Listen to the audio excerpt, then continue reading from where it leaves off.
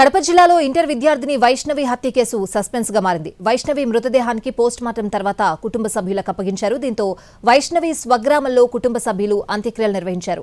వైష్ణవి హత్యను రాష్ట్ర ప్రభుత్వం సీరియస్ గా తీసుకుంది. ఈ కేసును అన్ని కోణాల్లో కూడా విచారిస్తున్నారు పోలీసులు. వైష్ణవి హత్య మిస్టరీపై విచారణ చేపట్టారు. జమలమడుకు ఇప్పటికే టెక్నికల్ టీం చేరుకుంది. నిందితుల కోసం ప్రత్యేక బృందాలను ఏర్పాటు చేశారు. కేసు విచారణను దగ్గరుండి పర్యవేక్షిస్తున్నారు. కడప జిల్లాలో ఇంటర్ విద్యార్థిని వైష్ణవి హత్య కేసు సస్పెన్స్ గా మారింది. వైష్ణవి మృతదేహానికి పోస్ట్ మార్టం తర్వాత కుటుంబ సభ్యులకు అప్పగించారు. పూర్తి వివరాలు మా ప్రతినిధి రమేష్ అందిస్తారు. కేజీకి అర కేజీ శారీస్ ఫ్రీనా? ఏం కొన్నావురా? అమ్మకి 10, అత్తమ్మకి 6, అమ్మమ్మకి 4 కేజీలు చీరలు మామా. అబ్బో, ఇక్కడ కేజీ చీరలు కొంటే అర కేజీ చీరలు ఫ్రీ అంట. Churidar, men's wear, kids wear 1+1, 2+1 మస్తు ఆఫర్లు ఉన్నాయి. మరి ఇంకా మాంగళ్య ఆషాఢం కేజీ సేల్ అంటే తెలుసు కదా. మాంగళ్య షాపింగ్ మాల్ కేజీల్లో సేల్, టన్నుల్లో ఆనందం. మైనర్ బాలిక హత్య గండికోట రహస్యంగా మారిందా? అవుననే అంటున్నాయి ప్రస్తుత పరిస్థితులు.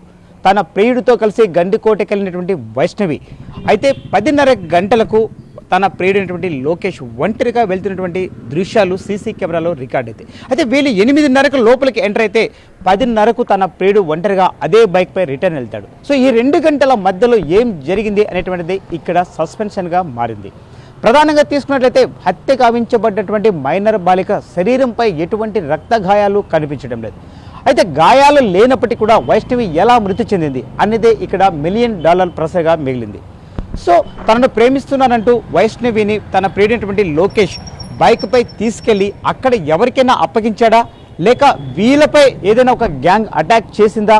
ఆ అటాక్ చేసిన తర్వాత అక్కడి నుంచి లోకేష్ ప్రాణభయంతో పారిపోయాడా?